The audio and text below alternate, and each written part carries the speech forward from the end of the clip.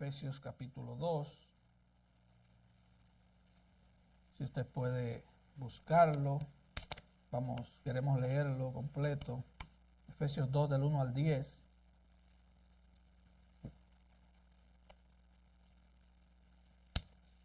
Y vamos a hablar bajo el tema la sorprendente gracia de Dios.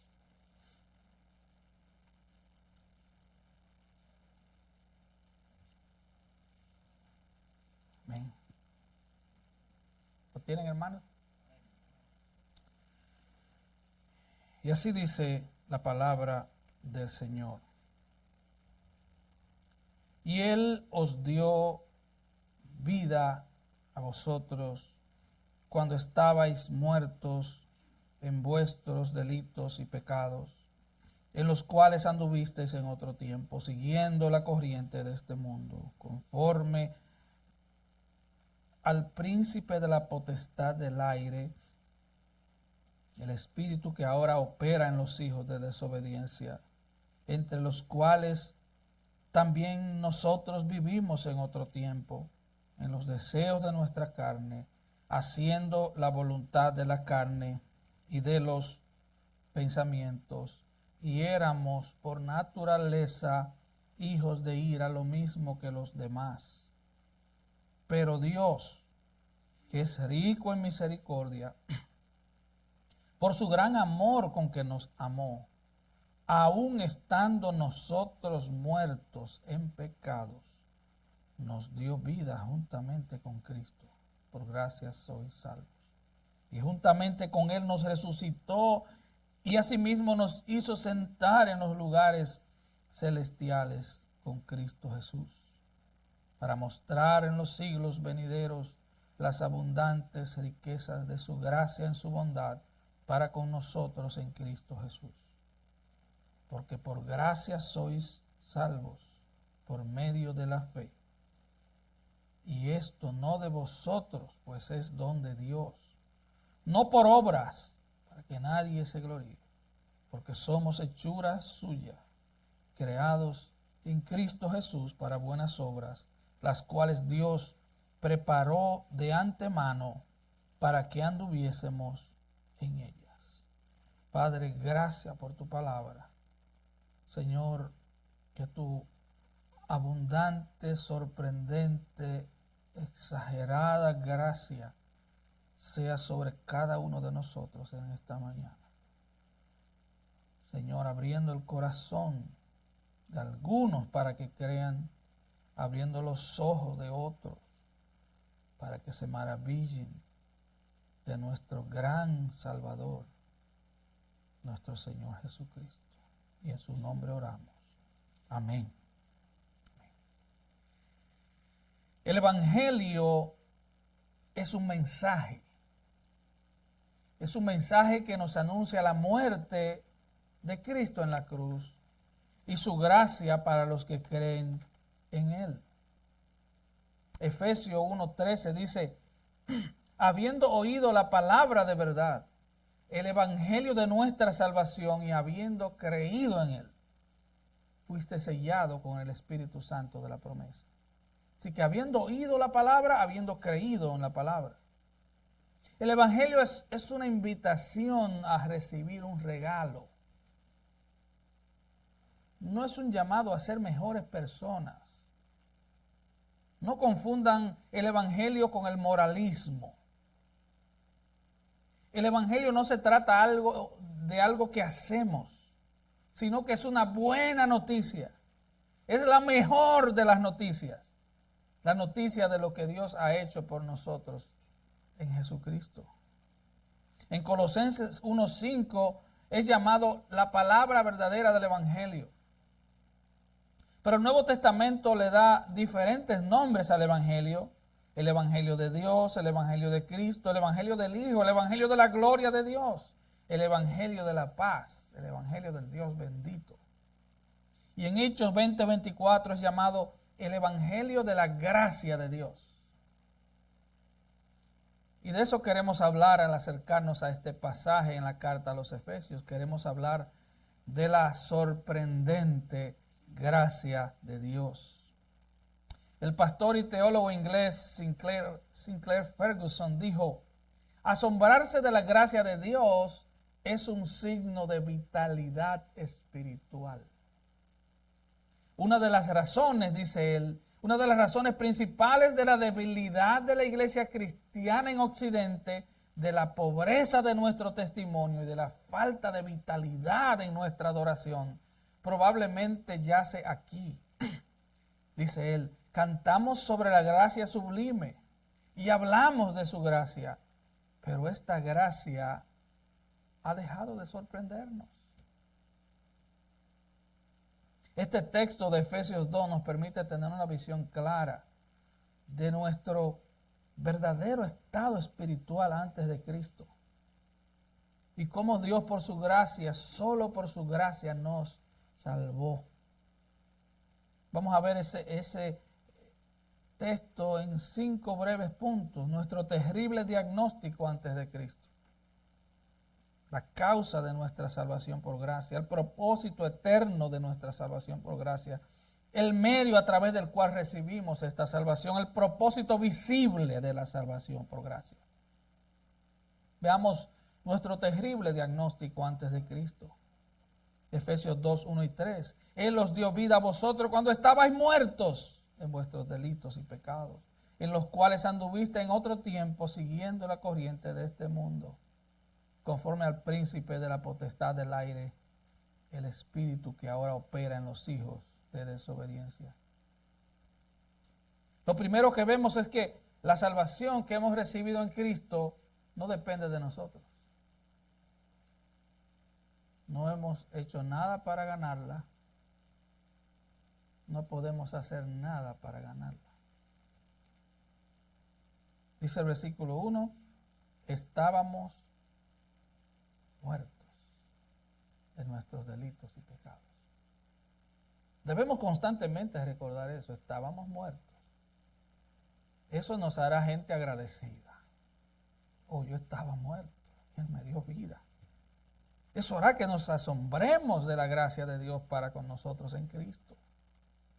El apóstol Pablo trata de enseñarnos, pero si leemos detenidamente el texto y leemos la carta a los Efesios, nos daremos cuenta de que él está asombrado de esa gracia.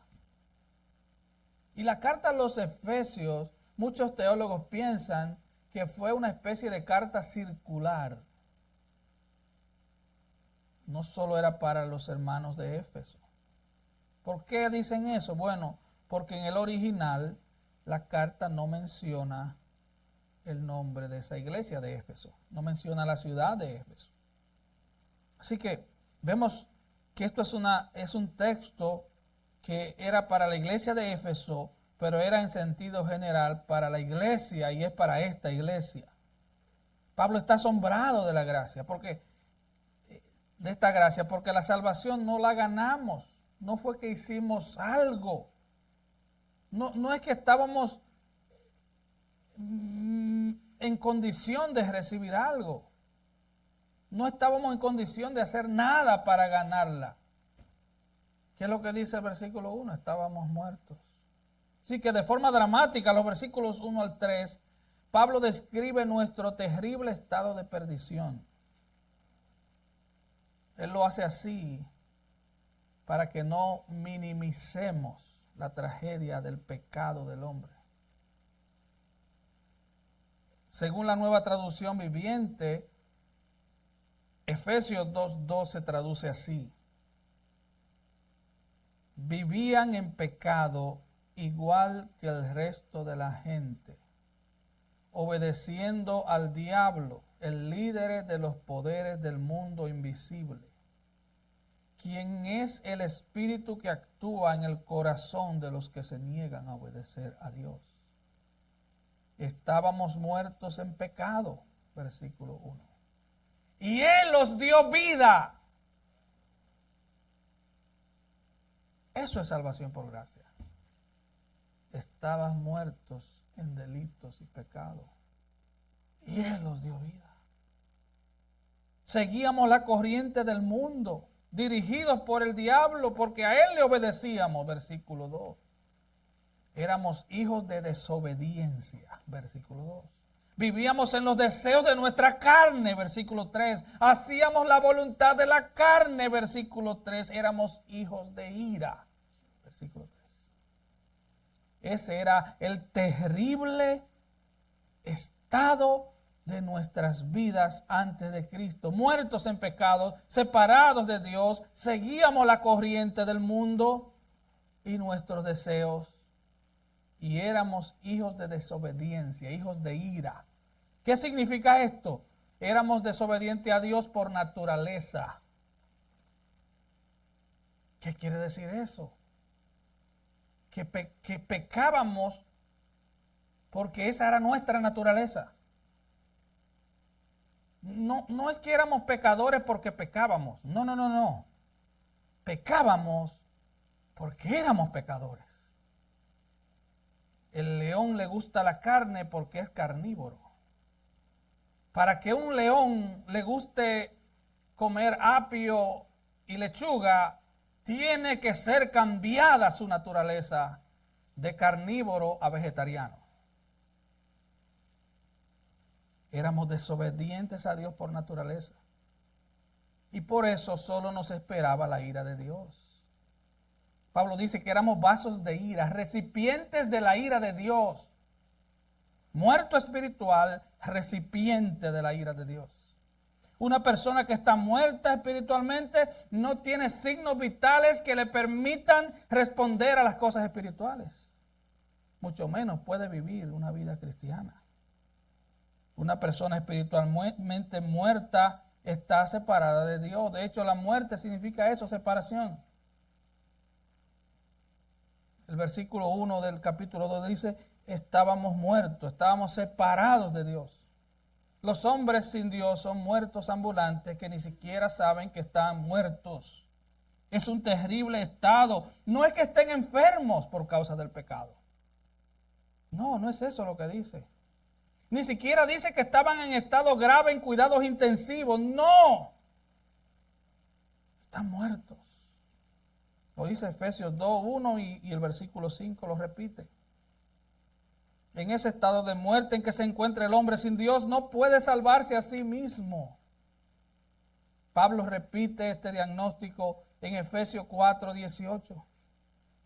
Teniendo el entendimiento entenebrecido, ajenos de la vida de Dios, por la ignorancia que en ellos hay, por la dureza de su corazón. Una persona en este estado de muerte necesita urgentemente la intervención de alguien que le dé vida. El moralismo no da vida, la psicología no da vida, los mensajes de autoayuda no dan vida. Solo Dios que te creó te puede dar vida otra vez. Eso nos lleva al segundo punto, la causa de nuestra salvación por gracia. Efesios 2:4-5. Pero Dios, que es rico en misericordia, por su gran amor con que nos amó, aun estando nosotros muertos en pecado,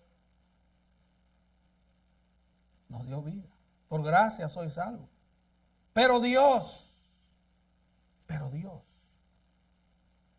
este es el pero más glorioso de toda la Biblia. Generalmente usamos los peros con una connotación negativa. Tú le dices a tu hijo, te iba a llevar de vacaciones, pero tus calificaciones fueron muy bajas. Pero generalmente usamos los peros de manera negativa. Pero este pero es el pero más glorioso de toda la vida. Es todo lo contrario. Nos conecta de un estado de muerte, de un estado de no tener esperanza alguna, de un estado de no tener signos vitales, de no tener sensibilidad para recibir las cosas espirituales, a un estado de vida. Nos rescata y nos da vida. Ese pero de Dios brilla como una antorcha en la oscuridad de los versículos 1-3. Alguien dijo que si tú quieres saber teología, tienes que leer miles de veces Efesios 2:4. Pero Dios es rico en misericordia. Martin Lloyd Jones dijo, estas dos palabras, pero Dios, contienen en ellas todo el Evangelio. Y es que estas dos palabras nos recuerdan lo terrible que era nuestra situación antes de Cristo.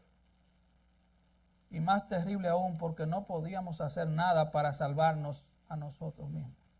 La situación era terrible, pero no podíamos hacer nada para salir de ahí. Pero Dios,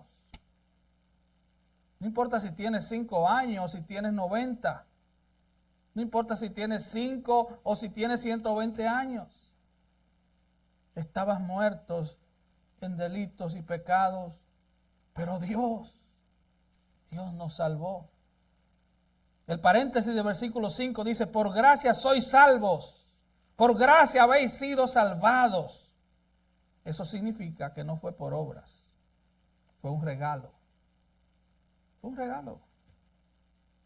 Y cuando recibimos un regalo, no nos gloriamos, no hicimos nada, solo recibimos. La salvación es una mano extendida recibiendo algo de alguien, de Dios. No fue por obras. Romanos 11:6 dice, y si por gracia ya no es por obras. De otra manera la gracia ya no es gracia. Y si por obras ya no es gracia, de otra manera la obra ya no es obra. Lo que Pablo trata de enseñarnos es que no hay mezcla entre la gracia y las obras en la salvación. No hay mezcla. No es que tú aportaste un 10% en la salvación. No fue que aportaste un 1%, no fue que aportaste un 5%, no aportaste nada. Y si dijéramos que aportamos algo, lo único que aportamos fue el pecado. No se trata de porcentajes. No fue que Dios vino y te dio un alto porcentaje de gracia y tú pusiste la otra parte. No, un muerto no hace nada. Lo único que un muerto puede hacer es descomponerse y heder.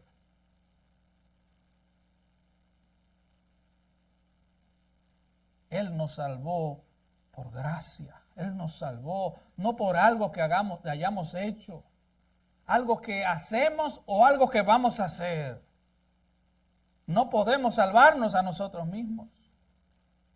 Dios nos salvó del gobierno del pecado, nos salvó de la esclavitud del pecado, de las consecuencias eternas del pecado, al enviar a su Hijo Jesucristo a morir, a pagar la deuda con el cielo, porque la paga del pecado es muerte. Yo debía morir. Desde el primer momento en que pequé, desde que le robé un poquito de azúcar a mi mamá a los 5 años, debí morir, pero Cristo pagó la deuda. Así que no podemos tratar el tema del pecado con liviandad. Ya el pecado no nos gobierna si somos cristianos. Ya no somos títeres del pecado.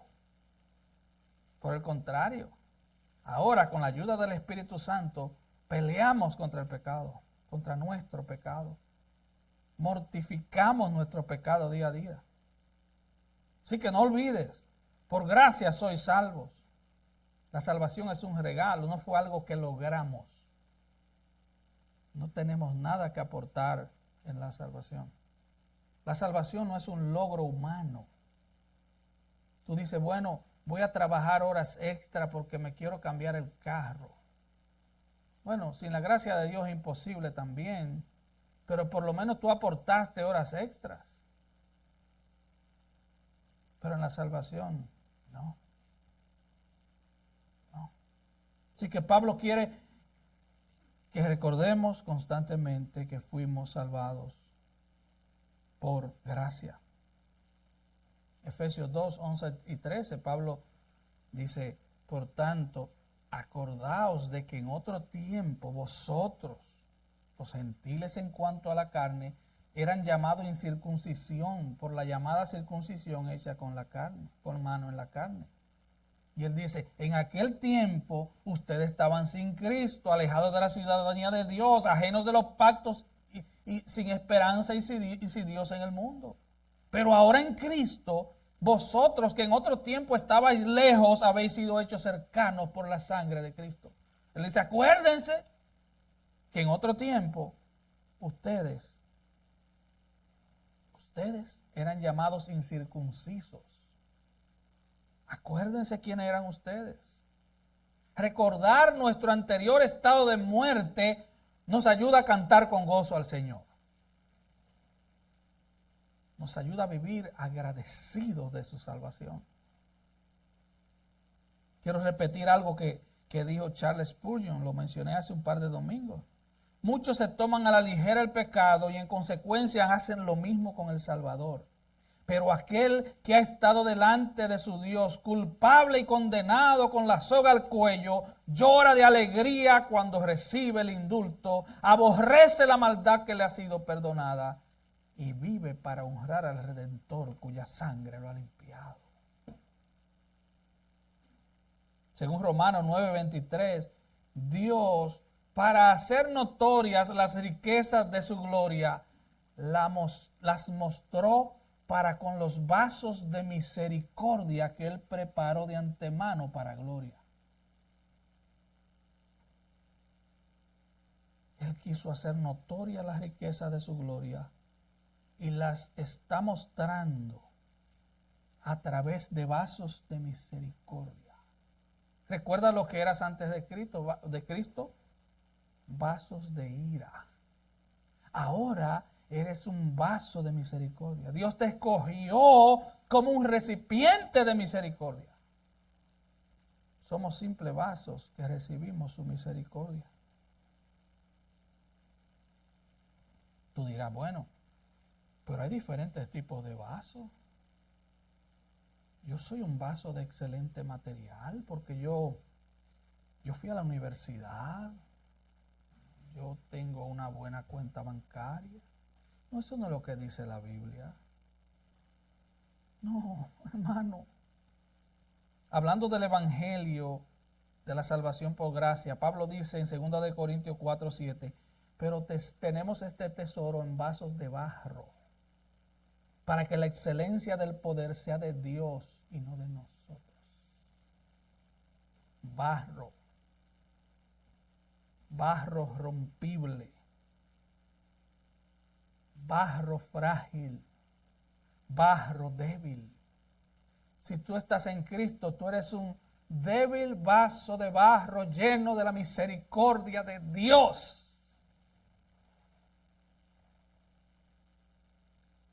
No aportamos nada. Si aportáramos algo para nuestra salvación, entonces no sería por gracia. El teólogo Benjamin Warfield definió la gracia de Dios como el gratuito favor soberano hacia el que nada merece. Él nos salvó.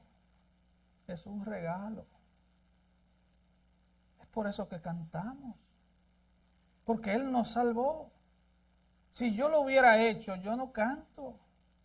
Si yo me hubiera salvado por mí mismo de la condenación eterna, yo no cantara. Yo cantara el himno del infierno de Frank Sinatra a mi manera. Pero no fui yo, fue Él. Fue Cristo. Es el favor gratuito y soberano hacia el que nada merece. Escuchen, niños, jovencitos. No se trata meramente de portarse bien. Si tú estás sin Cristo, tú estás en Efesios 2, 1 al 3. La Biblia te llama muerto. No se trata de portarse bien. Se trata de creer en Cristo y entregarte a Él de todo corazón, arrepentido de tu pecado. Él nos salvó. ¿Y cuál fue la causa? Versículo 4, por su gran amor con que nos amó. Por su gran amor. Tú dirás, pero ¿por qué Él salva gente?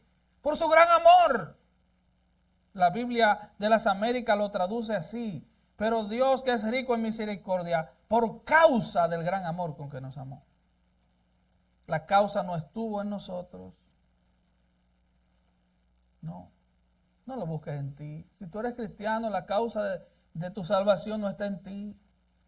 No te creas la octava maravilla del mundo, que no llegas ahí.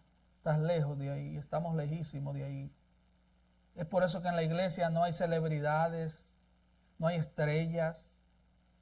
En la iglesia solo hay pecadores salvos por gracia. No importa que predique o no predique, no importa que cante o no cante. Si estás en Cristo, eres un pecador salvo por gracia. La causa no estuvo en nosotros, fue por causa de su amor. Ahora usted preguntará, ¿y Dios ama al pecador?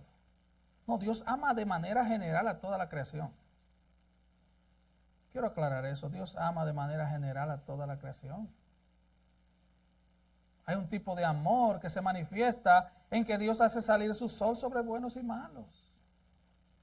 Él no sectoriza el sol. Voy a mandar sol sobre los cristianos y tinieblas sobre los impíos. No, Él hace salir su sol para buenos y malos. Él le da hijos a los impíos. Él le permite tener esposa a los impíos o esposo a las impías. Él le da oxígeno a los que no viven para Él. Él no se los corta hasta un día, claro está. Pero Dios tiene un amor especial por aquellos que Él salva. Ponga atención a esto. Él tiene un amor especial por aquellos que son suyos. Alguien lo ilustró de esta manera. Atención, esposos. Todo esposo debe tener un amor general por su prójimo. ¿Sí o no? Dijo él, pero créeme que mi esposa no estaría satisfecha con que yo le diga que yo la amo como amo a todo el prójimo. ¿Verdad que no? Mi amor, yo te amo como amo a todo el mundo. No. No. Yo tengo que amarla como Cristo amó a la iglesia. ¿Y qué dice Efesios 5:25? Que Cristo amó su iglesia y se dio a sí mismo por ella. Eso es amor salvífico, eso es amor sobrenatural, especial. Así es el amor de Dios por los suyos. Así es el amor de Dios por los suyos. Dios nos salvó por causa de su gran amor. Es por eso que en el capítulo 3, versículo 16 al 19, Pablo ora. Y escucha la oración de Pablo. Él ora para que los hermanos de Éfeso, y yo oro para que los hermanos de Buenas Nuevas les den, conforme a las riquezas de su gloria, el ser fortalecidos con poder en el hombre interior por su espíritu, para que habite Cristo por la fe en vuestros corazones, a fin de que, arraigados y cimentados en amor, seáis plenamente capaces de comprender con todos los santos, o sea, todos nosotros, cuál es la anchura, la longitud, la profundidad y la altura, y de conocer el amor de Cristo que excede a todo conocimiento, para que seáis llenos de toda la plenitud de Dios. Entender la gracia de Dios nos llevará a amarle más, y amarle más nos llevará a estar llenos de la plenitud de Dios. La causa de la salvación fue amor. Él nos amó. Él nos amó. Según Efesios 1:5, fue por el puro afecto de su voluntad. Hermanos, Dios no nos debe nada. Nosotros somos deudores de Dios. No podemos venir a la iglesia con la actitud de que, voy a ver qué puedo recibir. Voy a ver lo que Dios me puede dar, porque Dios me debe. No, Dios no te debe nada. Ahora, ¿para qué Dios hace esto? Ya vimos la causa, pero ¿para qué Dios salva personas? Dice, eso nos lleva al tercer punto, el propósito eterno de la salvación por gracia. Versículo 5, parte B, nos dio vida juntamente con Cristo. Versículo 6, y juntamente con Él nos resucitó y asimismo nos hizo sentar en los lugares celestiales con Cristo para mostrar en los siglos venideros las abundantes riquezas de su gracia en su bondad para con nosotros en Cristo Jesús. Usted dirá, wow, pero aquí hay muchas palabras que yo no entiendo. Mire, hermano, Pablo no le escribió un seminario bíblico aquí. Él escribió a gente común y corriente. Ahí habían esclavos, ahí había gente. En la antigüedad se cree que un 5% de la gente sabía leer y escribir. Te dirá, pero es que la Biblia tiene palabras como tan grandes, tan domingueras. Bueno, la Biblia es para ti, es para nosotros. Yo sé que estamos en el tiempo del TikTok y que todas esas cosas lo que hacen es embrutecernos. Pero Pablo dice, Él nos dio vida con Cristo. Pablo expresa de diferentes formas el propósito eterno de nuestra salvación por gracia. Nos dio vida juntamente con Cristo. Para decirlo en palabras bien llanas, lo que esto significa es que si tú eres cristiano, lo que le pase a Cristo te va a pasar a ti.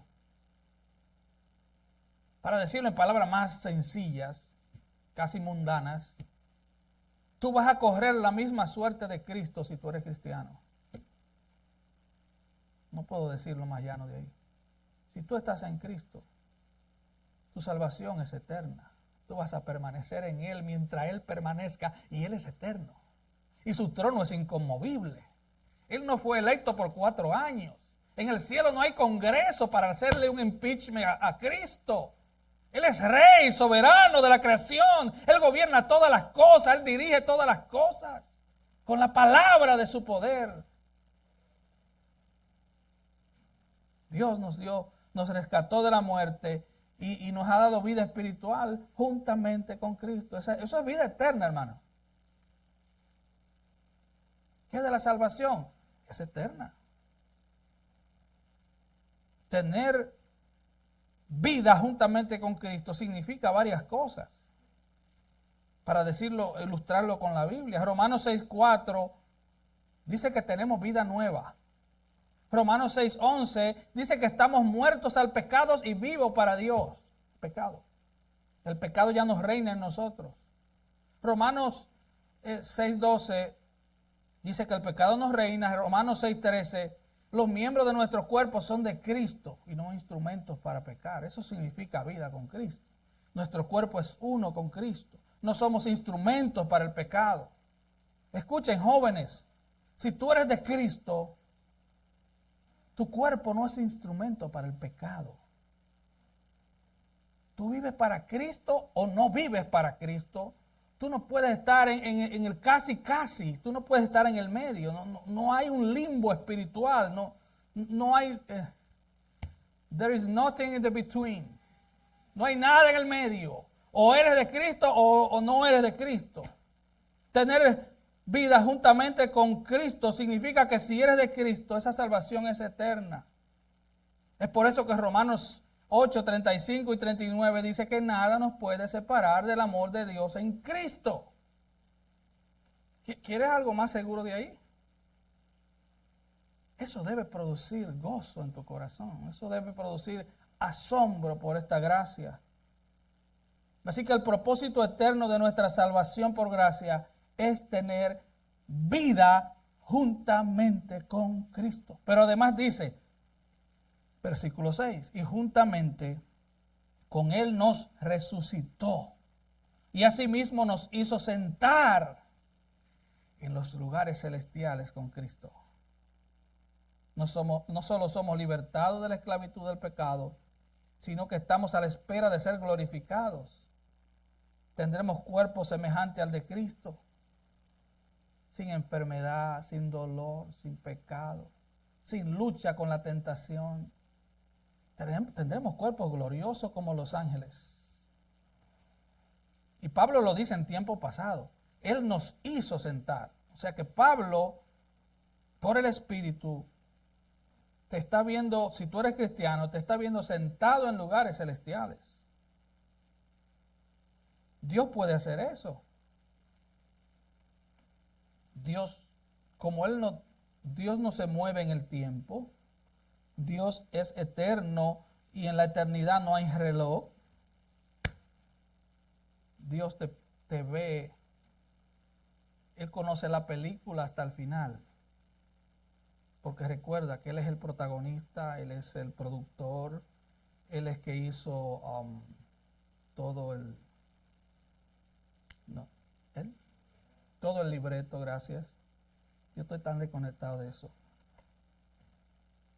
Él hizo el guión, el libreto, Él es el productor, Él es el director, Él es el protagonista. Nosotros ni a doble llegamos, ni a extra. No, ni siquiera eso. Y hay gente que se la cree. Usted ve celebridades en los púlpitos que ellos se la creen. Porque usan una camisa cara, una corbata cara. Wow. No han conocido realmente la gracia de Dios. En el 1:3 Pablo dice que Dios nos bendijo con toda bendición espiritual en los lugares celestiales en Cristo. Entonces dirá, Él me bendijo con toda bendición espiritual en los lugares celestiales en Cristo, pero yo tengo el carro dañado. Hermano, Él está viendo el final de la película. Él está viendo el final. Dios puede decir que algo ha pasado aunque no haya pasado, porque Él no solo ve el futuro, sino que Él instrumenta el futuro. Él hace que las cosas pasen, porque Él es Dios. Hermano, la salvación le pertenece a Dios. Él es el Rey soberano de la creación. Así que, hermano, el propósito de esta salvación tan grande, de esta salvación por gracia, es bendecirte con toda bendición en los lugares celestiales en Cristo. Y además, sentarte en lugares celestiales en Cristo. Reinaremos con Él. Si vivimos con Él, reinaremos con Él. Pablo dice en su carta a los Corintios, ¿no sabéis que ustedes van a juzgar a los ángeles? Vamos a reinar con Cristo. Ahora, ¿cómo ilustramos esto? Bueno, ¿recuerdan a Lázaro, el hermano de Marta y María? El amigo de Jesús, Lázaro. Jesús llegó cuando ya el cuerpo estaba descompuesto, estaba en estado de putrefacción. Y entonces, Él está frente a la tumba de Lázaro y Jesús, Juan 11:43, clamó a gran voz, Lázaro, ven fuera. Versículo 44, y el que había muerto salió, atada las manos y los pies con vendas y el rostro envuelto en un sudario. Jesús les dijo, desatadle y dejadle ir. Una persona viva no puede funcionar atada a las ligaduras de muerte. Estamos vivos para Dios. Una persona viva que ha sido resucitada por Cristo, por su sacrificio en la cruz, no puede funcionar con las ataduras de pecado que tenía antes. Debido a que nuestra ciudadanía está en los cielos, dice Filipenses 3:20. Por eso estamos sentados en lugares celestiales con Cristo. Ya no pertenecemos a este mundo presente, ni estamos en su esfera de pecado y rebelión. Ahora, hay algo más aquí. El propósito de que seamos salvos por gracia es que seamos bendecidos para siempre.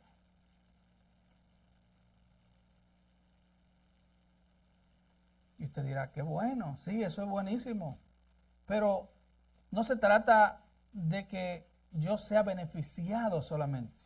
Mire lo que dice el versículo 7. Para mostrar en los siglos venideros, y aquí hay muchas palabras domingueras, para mostrar en los siglos venideros. ¿Para qué fuiste salvo? Para mostrar en los siglos venideros las abundantes riquezas de su gracia, en su bondad para con nosotros en Cristo Jesús. Así que la gracia salvadora de Cristo es tan sorprendente que Dios la exhibe al mundo. Es como un espectáculo al mundo. De tal manera que aún los ángeles, podemos ver en el Evangelio, están perplejos, están asombrados al ver cómo es derramada esa gracia sobre muertos espirituales que ahora tienen vida, y ahora Él usa esos muertos, los que eran muertos y ahora son vivos, como una vitrina y los exhibe. Eso es lo que significa el versículo 7. Y es que para darle vida a gente muerta en pecado, míralo de esta manera. El versículo 7 también significa que para darle vida a gente muerta en pecado, se necesita toda la gracia de Dios. Y Él la entrega sin medida. Mira cómo dice el versículo 7 otra vez. Abundantes riquezas de su gracia. Su gracia es sorprendente. Fui salvo por gracia, por medio de la fe. Su gracia es suficiente, es sorprendente, pero Pablo no se queda ahí. Él dice las riquezas de su gracia. Pero Pablo como que tenía un problema con el idioma, porque él sigue abundando. Y él dice, no es la gracia ni las riquezas de su gracia, son las abundantes riquezas de su gracia. Tan terrible era nuestra condición, que no fue un chinchín de gracia, le hablé en dominicano, que no se quejen. No fue un chispito de gracia, no fue rociarle un chin de gracia con un ramito de ruda. No, hermano. Nuestra condición era tan terrible que se necesitaron abundantes riquezas de su gracia para salvarnos. Tú dirás, pero yo era un tipo muy serio. Sí, yo también. No tiene que ver si tú eras serio, tú eras prostituta o eras narcotraficante. No tiene nada que ver con eso. Hay gente que se asombran al ver que uno que estaba en droga ahora es cristiano. Hermano, alguien dijo, no importa si eres policía o eres prostituta, si estás sin Cristo, estás muerto. No tiene nada que ver. El testimonio no es, que yo mataba a uno toda la semana y dejaba a otros cojos. No, ese no es el testimonio. El testimonio es, estabas muerto en delitos y pecados y Cristo te dio vida.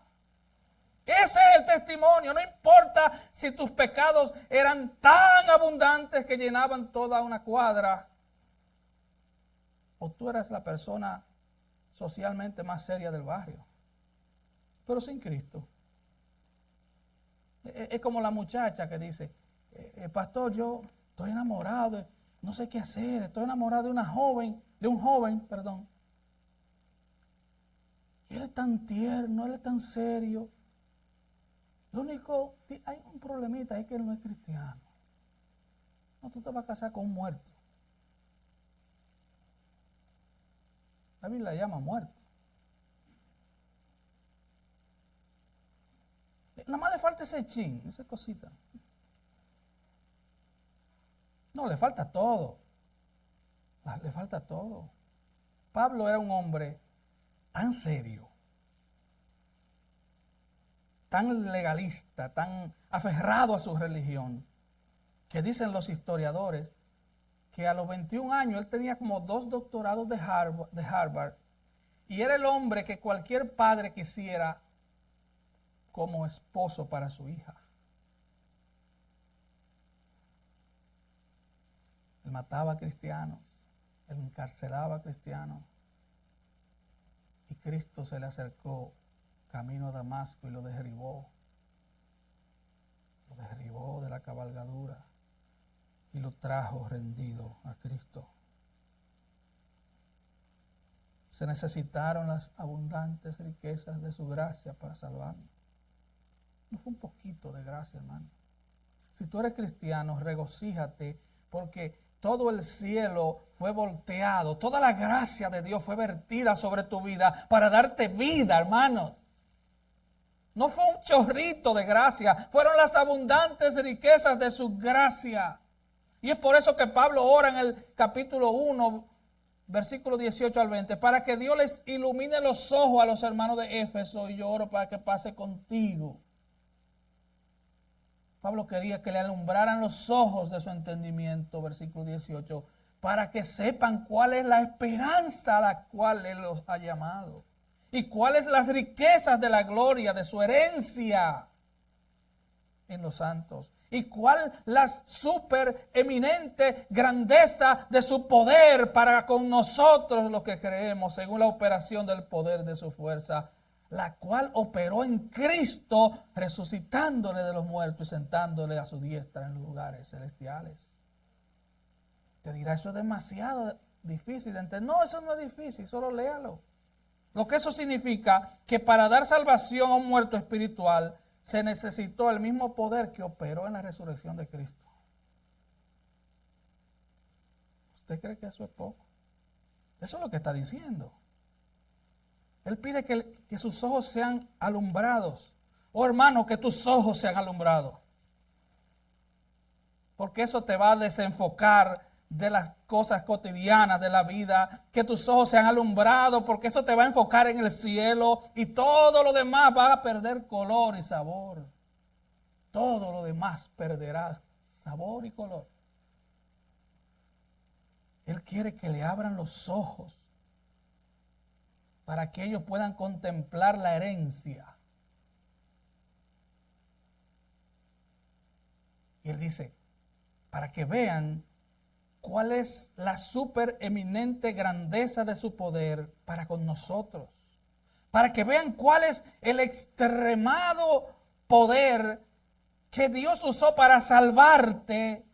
Dice, el cual operó en Cristo para resucitarle. Oh, hermano, si tú estás en Cristo, tú tienes toda la inversión del cielo en tu vida.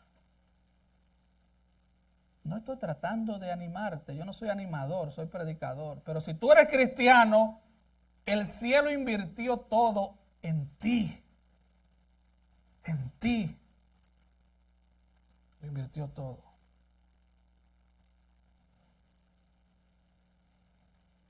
Para dar salvación a un muerto espiritual se necesitó el mismo poder que operó en la resurrección de Cristo. Y ahora, para vivir para la gloria de Dios, necesitamos ese mismo poder. Porque tampoco podemos hacerlo en nuestras propias fuerzas. Primera de Pedro 3:15 dice que debemos estar preparados para cuando el mundo nos pregunte, ¿cuál es la razón de tu esperanza? Oh, que Dios me dio vida cuando estaba muerto. Que fue la supereminente grandeza del poder que levantó a Cristo de los muertos, la que también me dio vida a mí. Porque ahora somos, dice Primera de Pedro 2:9, somos linaje escogido, somos real sacerdocio, nación santa, pueblo adquirido por Dios para que anunciéis las virtudes de aquel que os llamó de las tinieblas a su luz admirable. Vosotros que en otro tiempo no erais pueblo, pero que ahora sois pueblo de Dios, que en otro tiempo no habéis alcanzado misericordia, pero que ahora habéis alcanzado misericordia. Y Él nos ha librado de la potestad de las tinieblas y trasladado al reino de su amado Hijo.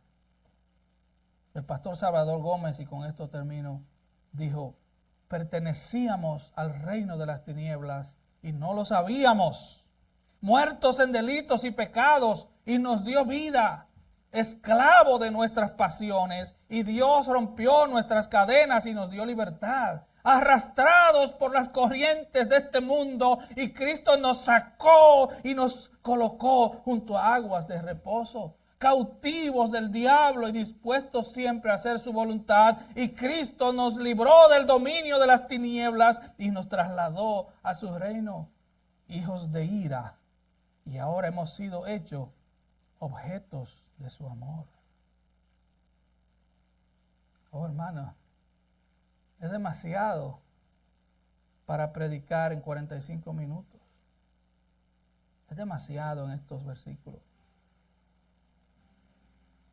Hermano, todos nosotros hemos sido salvados de diferentes trasfondos.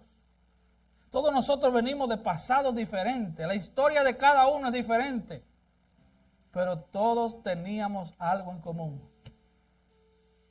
Estábamos muertos en delitos y pecados. Estábamos muertos.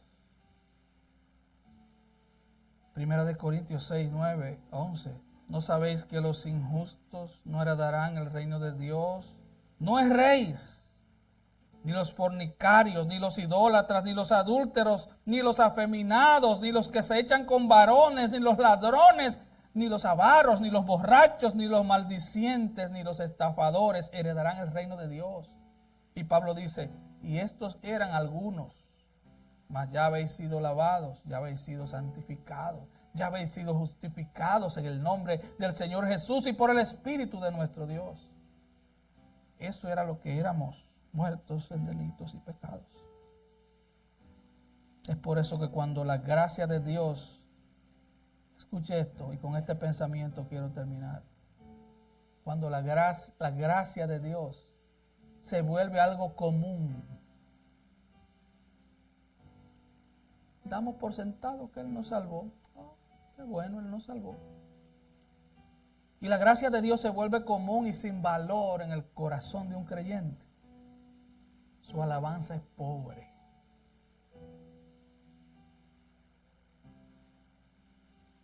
Su vida espiritual no tiene gozo. No alumbramos el mundo. Somos como esta linternita cuando se le gastó la batería. Que hay que darle para que prenda. Tú eres la luz que refleja la luz de Cristo. Tú fuiste salvo por gracia. Deberíamos despertar maravillados cada día y decir, oh, el Señor me salvó. Mira cómo yo era, mira lo rebelde que era. Mira dónde vivía, cómo vivía yo.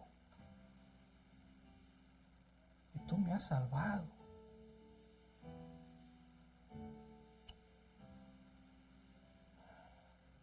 Pero si tú estás aquí sin Cristo, quiera el Señor que tu corazón haya sido abierto en este día.